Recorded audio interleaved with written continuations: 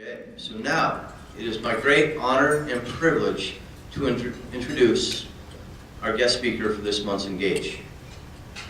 Congressman Mark Amodei represents Nevada's 2nd Congressional District, which covers most of northern Nevada.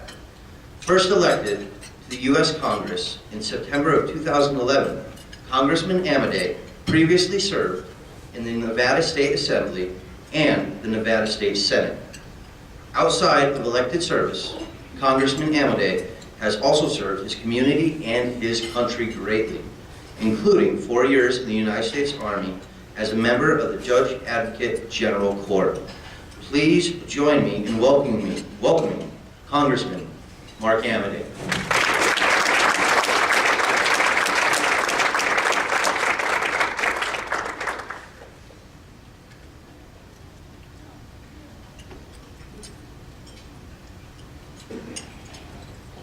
I've got some sort of first of all, thank you, Ryan, for that introduction.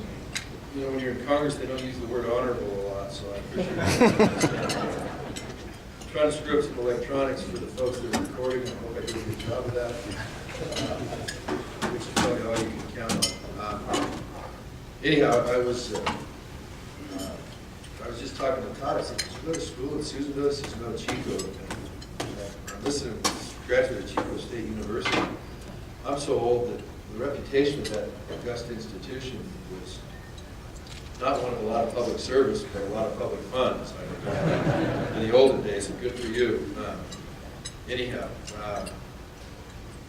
you know, I guess as I sit here and I talk to you folks, and I look at some of the board members, and I'm going, these guys look like they're in high school. I'm going to do my old guy thing.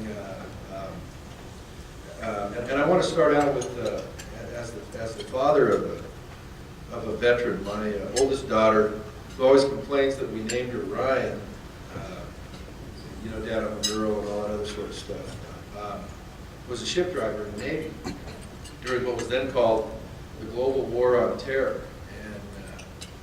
And she was on the Pella list, so their job was to deliver a bunch of Marines, Marine Expeditionary Unit, and all their stuff to terra firma to allow them to do their thing. And I remember the story of, not the story, the experience of being a parent. You know, you mentioned, well, I've been on active duty in the JAG Corps, spent most of my time at 3 Corps headquarters at Fort Hood during the Reagan administration, good time to be in the Department of Defense. We billed ourselves as the largest personal injury law firm in the world. But anyhow, it's different when you're doing it, because you know you're bulletproof and you're invisible, and lead, follow, or get out of the way. Here we go, move, shoot, communicate, all that stuff. But when it's one of your kids, it's an entirely different perspective. Especially since many of us that have gone through this business tend to, in our own special ways, be kind of control freaks. And it's like, I have no control over this. I am now sending one of my kids who just graduated. She went through the Navy ROTC program at Oregon State. So she graduates in March. She reports on active duty in San Diego. She's there for a couple weeks. She flies to Detroit. She flies to Amsterdam. She flies to Abu Dhabi, and then into Bahrain to report to the USS Peleliu on station in the Persian Gulf in support of what was then the Global War on Terrorism, GWAT, for those of us who are into acronyms. And I remember talking to her, and you know, it's the unknown, and you're getting ready to deploy, like many people in this room have gone through, and it's like, you know, well, and I said, listen, your job is to go do the best thing you can, because we want you to come back so that you can struggle. Did you do the right thing or wrong thing, instead of us losing you at a young age? It is much preferable to grow old with one of your grandchildren on your knee, wondering if you did the right thing or the wrong thing when you were in Mosul or Fallujah or wherever, you know, Firebase, McKinney, or something like that. And it provides a perspective that I guess as an old person, it is much different than when you're doing it. But one of the things that I didn't realize when she comes back, she sends me an email and she says, hey, the Navy's got this thing called a Tiger Cruise, and you can come meet a United States warship returning from deployment and ride the last weekend with them. Well, I was born in Carson City, so as you all know, Nevada doesn't have a coastline. I really don't have an interest in much to do with things called oceans that have sharks and jellyfish and barracudas. And, you know, I was never a good swimmer. The ocean provides almost no allure for me. And as a matter of fact, when I'm on the beach, it's like, who's watching for rogue waves? Because you know, I just know they're there to get us landlubbers. I said, really? And she says, yeah, it costs you like $110 or something. You got to pay for your meals. And I'm like, I'm there.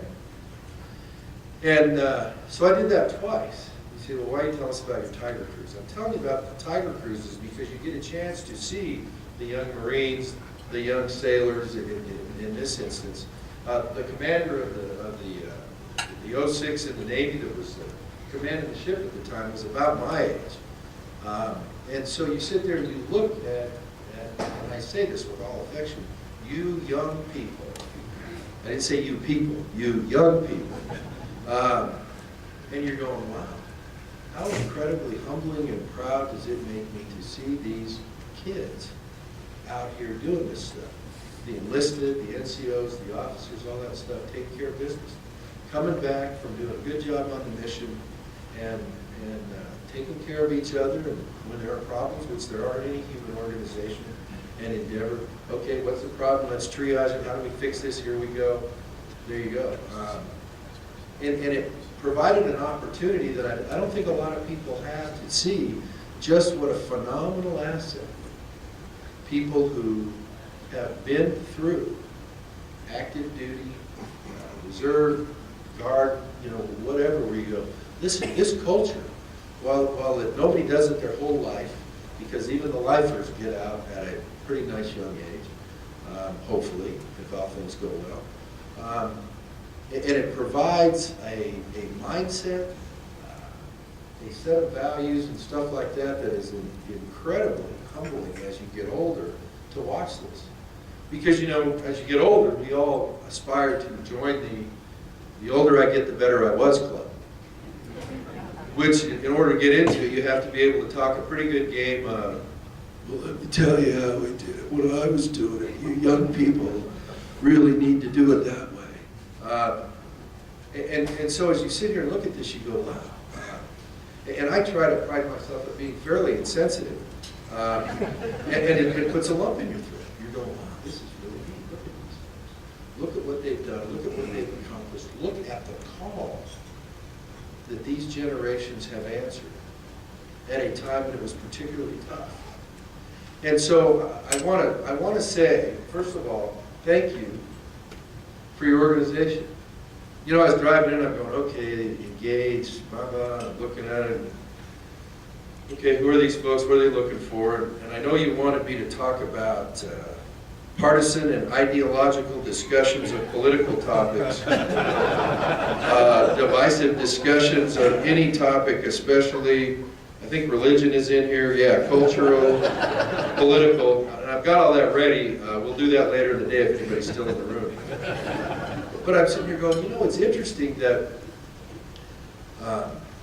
what we spend on veterans as a federal government, as a percentage of everything we spend, is about that much. And that is a ever-present mission in terms of support in good ways, support for folks that have suffered as a result of their service and need continued support, whether it's mental, physical, you know, whatever, jobs, the whole nine yards. But I was interested to hear some of the missions of the organization where you go, you know, it has been for a long time and still remains, I believe, a positive when you're out there, whether it's in a public service role, whether it's an employment role, whatever, to say, hey, this girl or this guy was a veteran. And they served in this generation, in the Middle East. And here's the job they did or whatever. And you know, a lot of people are like, yeah, well, we don't have a lot of call for Marine riflemen or you know, this or that in our stuff. And I mean, I even went through it in my thing with it.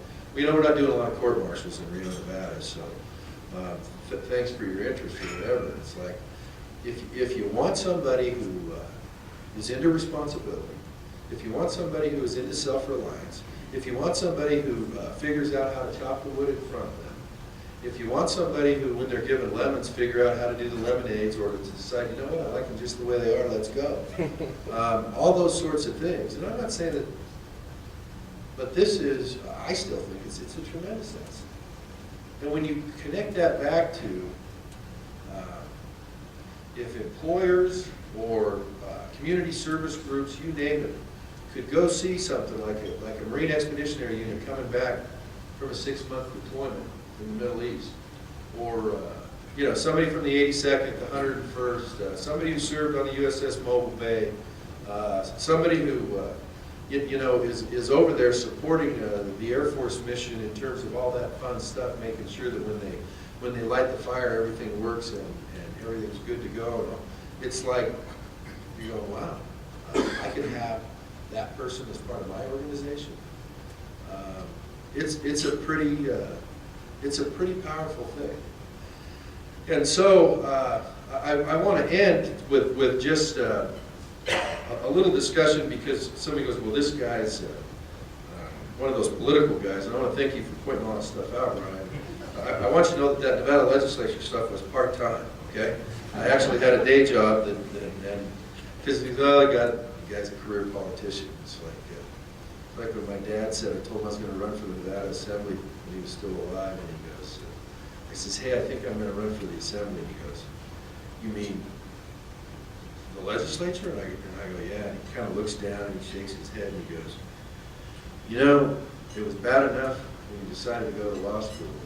And now you want to go into politics. He says, God damn it, you were raised better than that. And he wasn't smiling when he got done saying it. And I use that as a lead into this. You know, in this business, everybody's got their different approach. I want you to know I do not have a personal email server, but everybody's got their own approach. And so I don't even do email anymore. I'm kind of a text guy. So when you read stuff on the front page, it'll be a text that I sent to somebody. It's got some kind of funny language in it. But we see it as public service. They didn't build the Capitol building on that hill back there 2,500 miles away because Mark Amodei was going to show up for a while from Nevada. They didn't build the Capitol building down in Carson because, you know, pick your governor. Or the legislative building, pick your legislator. It's public service. It is a desire to see a need and try to meet that. And so, when I look at, and it's no different than what's going on in this room and many of the organizations and this specific organization, where you go, and I think you get that a lot with veterans. It's like a need is seen, and so from that perception, it's like, well, what do we do to meet that? Whether it's an individual needing help, whether it's an issue that needs some work, whether it's a public charity or something like that that needs you know, whatever. And so I can just tell you that people say, you know, why did you run? Which is often one of the toughest questions, and the way things are going back there now, it's like, you know, why the hell did I run? I'm having a ball. But I tell people, I say, you know what, at the age of almost 57, I'm starting to figure a few things out. And I says, you know, I grew up in a town where your role models, your leaders of the community, were doing public service. It may be the head of Little League, it may be the person who organized the Santa Christmas parade, it may be the mayor, it may be a guy who has the local car dealership, it's the guy who ran for sheriff or something like that. I said, but many of the role models, at least in those days, were people who were doing public service, and they were looked up to because they were doing public service. And I don't think at the end of the day that when we look at this generation and what it was called upon to do, and how it performed and how you came back, like you're doing right now, integrating into the community, furthering education and entering the workforce and doing all those other sorts of things. I got to tell you, as an old guy, I feel pretty good about the fact that I think we're going to be in good hands. I think we're going to be in good hands. And so if there's anything you folks need from the bottom of the totem pole, please let us know. We'll try to keep up with Todd here from Chico State. I want to congratulate you on your rehab from some of the stuff from Chico State. Getting you up here to high altitude, I'm sure will help out a lot of those things. And with that, I just want to say thank you very much for giving me the opportunity to stop by and say hi. And if you need anything from the bottom of the totem pole, let us know. God bless Nevada.